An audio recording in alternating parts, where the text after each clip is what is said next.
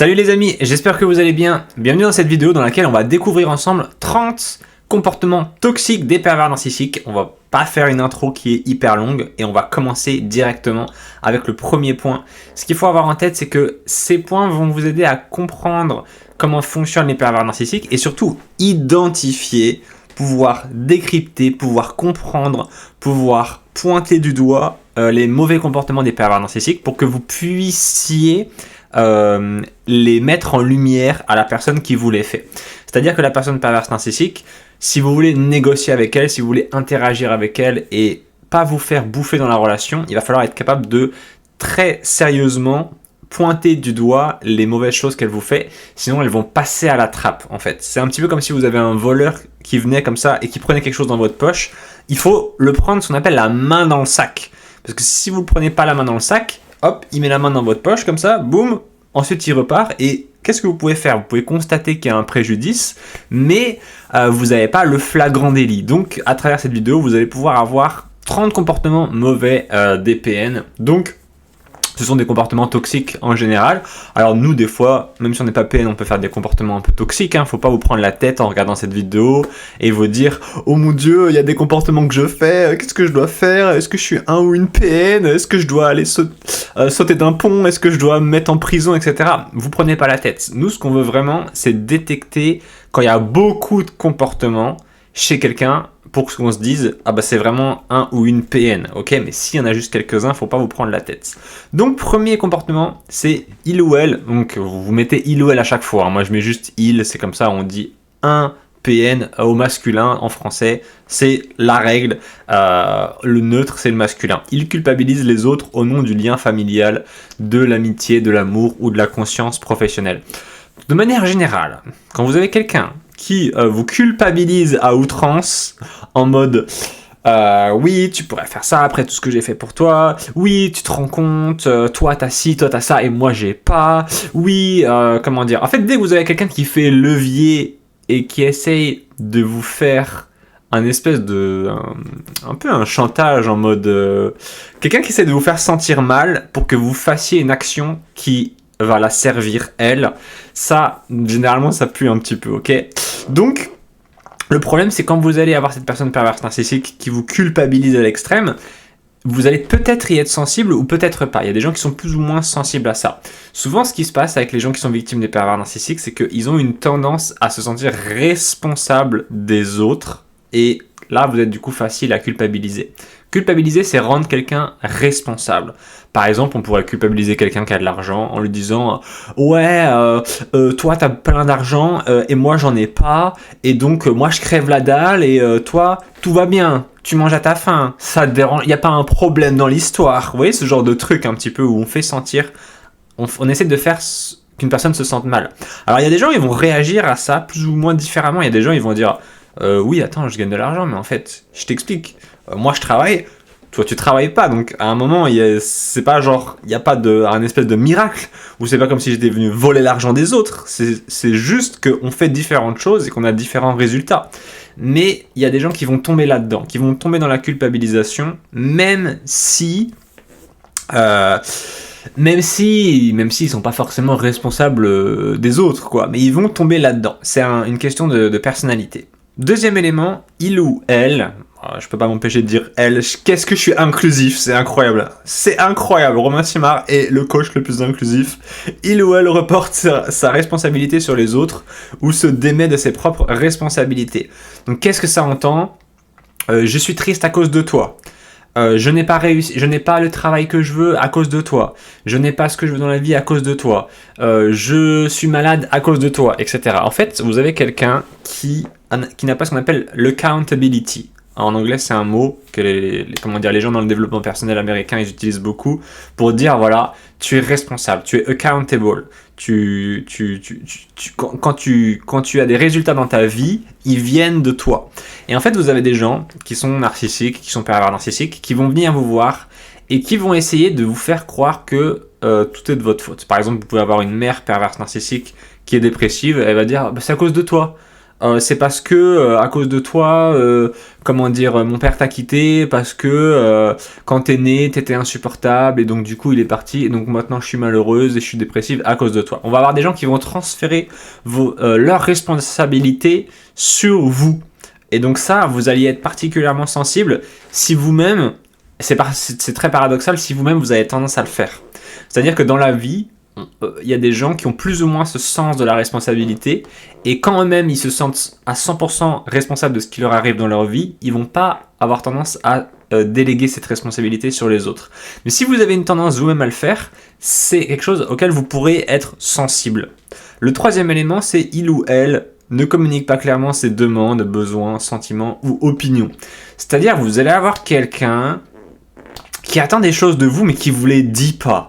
Donc c'est extrêmement fatigant parce que non seulement cette personne attend des choses de vous, déjà souvent elle a des attentes quand elle est perverse narcissique extrêmement élevées, parce que c'est des gens qui vivent un peu dans un monde, ils sont un peu dans leur monde, les gens pervers narcissiques, dans leur esprit, ils sont un peu à côté de la plaque et donc ils ont des attentes énormes envers les autres et en plus de ça, ils disent pas forcément quelles sont leurs attentes et il faudrait quand même les combler. Comme si vous aviez la télépathie, voilà, on sait pas trop ce qui se passe dans leur esprit. À un moment, faut pas oublier que les gens pervers narcissiques, un de leurs problèmes, c'est que dans leur relation aux autres, il y a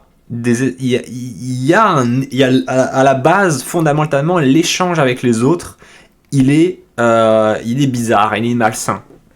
Il y a un truc qui est pas clair, il y a un truc qui est pas fluide dans leur échange avec les autres, ils sont un peu toujours en mode comme ça, manipulation, sur la défensive, mais en même temps un peu agressif aussi, ils sont un peu bizarres tout simplement.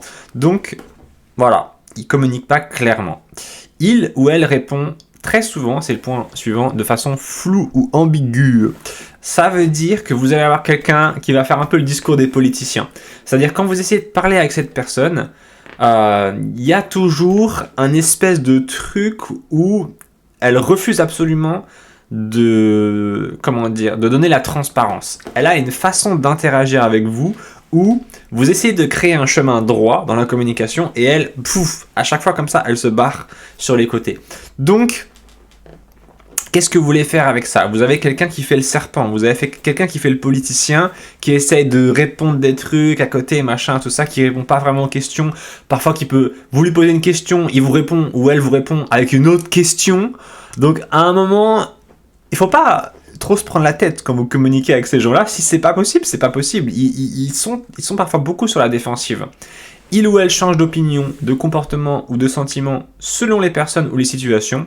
Donc quelqu'un là vraiment qui est pas authentique et qui va... Bon, on a tous tendance à faire ça, hein, à s'adapter. C'est quand même humain. Vous changez de comportement. Si vous interagissez avec un gamin de 5 ans, vous n'allez pas interagir de la même manière que si vous vous faites arrêter par la police, ou vous parlez avec votre patron, ou vous parlez avec votre papa, votre maman, etc. Mais dans ce sens-là dont on parle là, c'est plutôt le sens que il ou elle, comment est-ce que je pourrais dire, il ment en fait dans son échange avec chaque personne, va créer un truc sur mesure. Donc vous avez quelqu'un qui va vous dire par exemple, ah bah oui, bah moi j'adore le steak. Ensuite il parle avec quelqu'un d'autre qui est végétarien, ah bah non moi j'en mange pas. Ensuite vous avez quelqu'un d'autre avec qui cette personne va échanger, ah bah dis donc vous savez, dans la vie, il y a des opinions qui sont variées et qui sont un peu controversées parfois. Il y a des gens, ils ont telle opinion sur ça, telle opinion sur ça. Et vous allez voir que la personne perverse narcissique, elle manque d'une identité stable qu'elle pourrait affirmer qu'importe le contexte. C'est-à-dire, des fois, vous allez voir des gens, vous allez les rencontrer, vous allez bien les aimer, même si vous n'êtes pas forcément d'accord avec eux, en fait. Parce que à la rigueur, c'est pas forcément hyper important d'être d'accord sur tout, c'est juste vous aimez bien la personne et puis voilà. Même s'il y a des trucs sur lesquels vous êtes fondamentalement pas d'accord. La personne perverse narcissique, elle oublie cette identité profonde et va de manière superficielle simplement essayer de dire des trucs qui font plaisir aux autres sur l'instant T. Et c'est que sur une longue période de temps que vous allez vous rendre compte que c'est pas congruent, c'est-à-dire que c'est pas stable. Parce qu'elle va changer comme ça au fur et à mesure de discours. Et c'est vraiment un truc qui peut vous faire perdre énormément confiance en cette personne. Il ou elle invoque des raisons logiques pour déguiser ses véritables motivations. En gros, celui-là, j'ai un peu plus de mal à l'expliquer. Il ou elle invoque des raisons logiques pour déguiser ses véritables intentions. Je sais pas, peut-être parce que moi je suis assez logique et du coup, en fait, mes véritables intentions, elles sont juste logiques. Vraiment. Donc celui-là, je comprends pas. Voilà. Vous pouvez mettre un commentaire dans la vidéo et dire en dessous, ouais, Romain, c'est pas le meilleur coach parce qu'il a pas réponse à tout. Il fait croire aux autres qu'ils doivent être parfaits, qu'ils ne doivent jamais changer d'avis, qu'ils doivent tout savoir et répondre immédiatement aux demandes. Donc vous allez avoir quelqu'un, en fait, imaginez que vous êtes un ascenseur. Bon, c'est un peu difficile à imaginer, mais vous avez peut-être déjà pris l'ascenseur, et quand vous êtes méga pressé, vous êtes en mode, vous appuyez 50 fois sur le bouton comme ça, vous appuyez plein de fois. Ça fait pas aller plus vite l'ascenseur, mais c'est juste vous appuyez, vite, ascenseur. Et le ou la PN va faire ça avec vous. C'est-à-dire que quand il y a une demande, il faut que ce soit, déjà c'est souvent une demande qui est énorme, ensuite c'est une demande qui doit être satisfaite là maintenant, tout de suite. Donc vous prenez votre téléphone, vous avez 50 appels manqués. J'exagère, vous avez 5 appels manqués. Comme ça, qu'est-ce qu'il y a? Vous décrochez quoi? Qu'est-ce qu'il y a? Je suis au travail, je peux pas décrocher tout le temps. On regarde toi comme film ce soir. Des fois c'est pour des trucs bêtes. Des fois c'est pour des.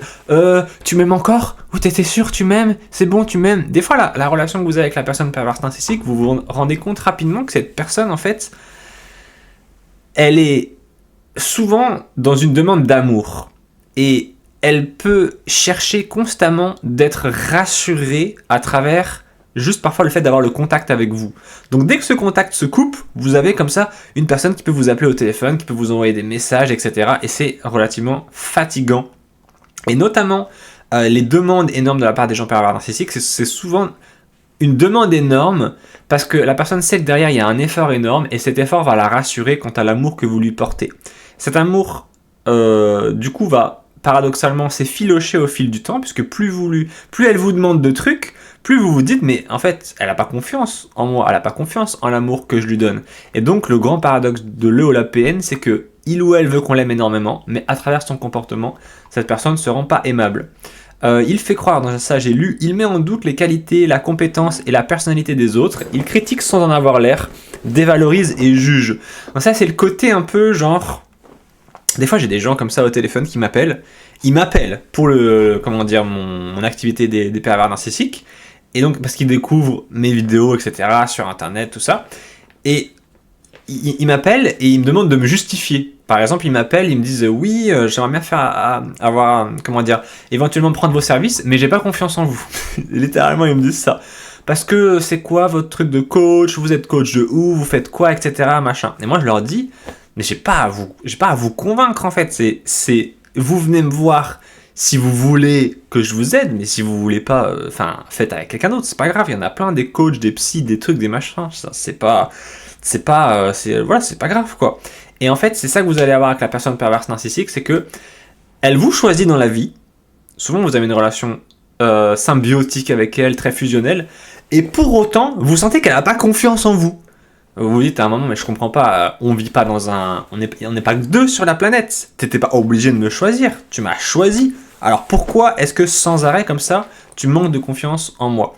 Donc la personne met en doute vos qualités, elle est comme ça, elle est, vous sentez qu'elle vous croit pas. Vous sentez elle est là, et ouais, machin. Et je me souviens au début quand j'avais ces personnes-là au téléphone qui m'appelaient, j'ai essayé de les convaincre. Je leur disais, j'ai étudié tel truc, j'ai aidé tant de personnes, j'ai fait ci, j'ai fait ça, machin. Et je vais être honnête avec vous, plus j'essayais de les convaincre, ça marchait pas en fait. Parce que déjà, à la base, la personne, elle était pas trop dedans, quoi. Elle était pas trop chaude. Donc, des fois, ça marchait, mais je me suis rendu compte au bout d'un moment que je tombais un peu dans le panneau, en fait. Que les gens, des fois, ils faisaient ce truc-là de genre, je te crois pas trop. Et puis à la fin, ils étaient en mode genre, ouais, je sais pas, j'aimerais bien essayer, mais je suis pas trop sûr. Est-ce que vous pouvez me faire un prix ou un truc comme ça? Est-ce que vous pouvez me faire, est-ce que vous pouvez déjà me répondre à quelques questions pour que je vois si vous êtes vraiment fort? Genre, ils voulaient juste avoir des conseils gratuits, des trucs comme ça. Et moi, je tombais dedans parce que je suis un peu naïf. Et puis, au bout d'un moment, je me suis dit, mais Ah, si t'as pas confiance en moi, qu'est-ce que je te dise, quoi? Il y en a d'autres qui ont confiance en moi. Pourquoi je devais me prendre la tête avec toi, en fait? Et peut-être que vous, ça va vous faire ça dans un premier temps avec les pervers narcissiques. Vous allez vouloir leur prouver quelque chose. Vous allez vouloir qu'on vous croie. Vous allez vouloir qu'on ait confiance en vous. Parce qu'au fond, vous vous dites, mais... Parce qu'au fond, vous voulez... Comment dire vous avez... Enfin... Vous en avez envie, en fait. Vous avez envie qu'on vous accepte. Et de ressentir un peu cette espèce de rejet latent, de rejet un peu... on sait pas trop, voilà, si la personne veut de vous ou pas. Et bah paradoxalement, ça peut énormément vous motiver à essayer de plaire à cette personne. Au fond, de plaire à une personne qui va pas être extrêmement... voilà, pas forcément être hyper intéressante. Hein. Il met en doute donc les qualités, ça j'ai dit. Attendez, je bois un peu de mon eau magique. Ça va me permettre de garder ma voix pendant la vidéo. Il fait faire ses messages par l'intermédiaire de tiers. Donc là, c'est insupportablement quelqu'un qui ne communique pas directement avec vous, mais qui vous envoie, et on appelle ça les Américains, parce que je regarde beaucoup les vidéos des Américains sur, comment ça s'appelle, sur les pervers narcissiques, ils appellent ça les Flying Monkeys. Donc en gros, vous avez le ou la PN qui vous envoie quelqu'un d'autre pour communiquer... Bon, qu'est-ce que vous voulez que je vous dise? Par exemple, je me souviens en coaching, une personne qui m'avait dit « Ma mère perverse narcissique, je veux plus lui parler, du coup elle m'envoie mon frère, mon père, ma tante, machin. » Vous voyez un peu le délire. Il ou elle sème la zizanie et crée la suspicion, divise pour mieux régner. C'est assez simple à comprendre. Il sait se poser en victime pour se faire plaindre. C'est très simple à comprendre aussi, mais le truc qui est chiant avec les gens pervers narcissiques, c'est que c'est eux qui vous pourrissent la vie et ensuite ils se posent en victime. C'est comme... c'est comme... Je peux pas dire exactement des noms des gens parce que... Après je vais avoir des problèmes, mais il y a des gens qui font ça dans la vraie vie, vous pouvez les voir. Comment est-ce que je pourrais dire, les spécialistes pour se faire passer pour des victimes, c'est parfois les gens les plus horribles. Voilà, on va rien dire, mais des fois on en voit certains à la télé. Vous ferez vos propres conclusions. Il ou elle ignore les demandes, même s'il dit s'en occuper. Donc voilà, c'est pas très compliqué à comprendre, hein, ça, hein, tous ces trucs-là. Il utilise des principes moraux des autres pour assouvir ses besoins. Voilà, c'est ceux qui vous disent... c'est ceux... Comment est-ce que je pourrais dire c'est ceux qui vous culpabilisent de pas être des bonnes personnes, ok? C'est ceux qui essayent de jouer un peu la corde sensible.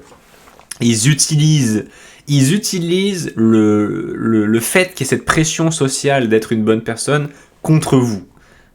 Il ou elle menace de façon déguisée ou fait du chantage ouvert. Donc ça, c'est du terrorisme. Il ou elle change carrément de sujet au cours d'une conversation, voilà, technique de politicien. Il ou elle évite ou fuit la relation et l'entretien direct. C'est un peu pareil. Il mise sur l'ignorance des autres et les fait croire en sa supériorité. Voilà, c'est quand vous avez quelqu'un qui va comme ça essayer... de se faire passer pour une personne d'autorité dans tel ou tel domaine. Bon, voilà, des fois il y a des gens comme ça, ils aiment bien un peu jouer un peu à monsieur ou madame je sais tout. Il ment, très simplement. Il prêche le faux pour savoir le vrai. Il est centré sur soi-même, il est égoïste. Il a tous les... C'est le bingo.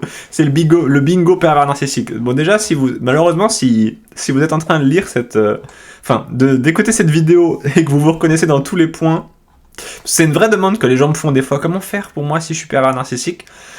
Bah, déjà, juste reconnaître ce qu'on fait et ce qu'on est, ça aide beaucoup. Il prêche le faux pour savoir le vrai. Il est centré sur soi-même et égoïste. Il supporte mal la critique et nie les évidences. Donc, gare à vous si vous osez critiquer les pervers narcissiques.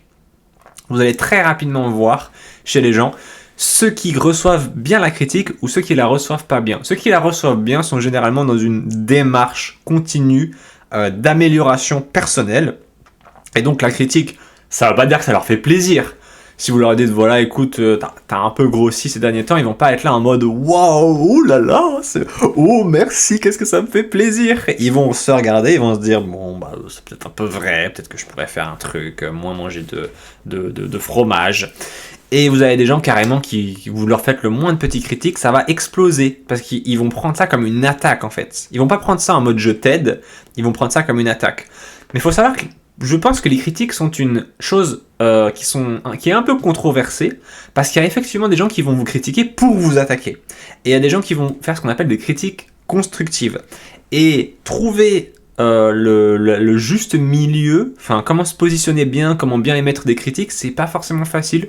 Je pense que c'est une vraie compétence. Et puis d'ailleurs, des fois on pourrait se dire, mais est-ce que c'est bien mon rôle de critiquer les autres et de leur donner des choses comme ça pas agréables sur eux. Donc ça vous regarde un petit peu, mais si vous vous rendez compte que la personne est excessivement susceptible à la critique, peut-être que vous avez quelqu'un de pervers narcissique en face de vous.